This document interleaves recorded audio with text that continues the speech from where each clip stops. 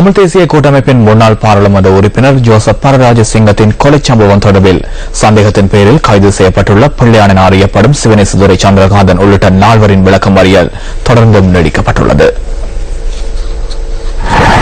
இன்று காலை மட்டக்களப்பு நீதவான் நீதிமன்றத்தில் குறித்த 4 ஆஜர்படுத்தப்பட்ட போது நீதவான் மாணிக்கவாசகர் கணேசராஜா இந்த உத்தரவை பிறப்பித்தார்.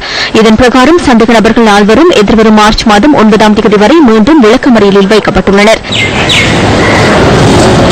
இதேபோல சிவனேசதுரை சந்திரகாந்தனால் தாக்கல் செய்யப்பட்ட பிணை மனு மட்டக்களப்பு மேல் நீதிமன்றத்தில் இன்று பரிசீலனைக்கு எடுத்துக் கொள்ளப்பட்டது. இதனையடுத்து இந்த பிணை மனு மீது ஆட்சேபனைகளை தெரிவிப்பதற்கு மனுதாரர் தரப்பிற்கு எதிர்வரும் மார்ச் மாதம் 18ஆம் தேதி வரை மேல் நீதிமன்ற நீதிபதி விஸ்வலிங்கம் சந்திரமதி கால அவகாசம் வழங்கியுள்ளார்.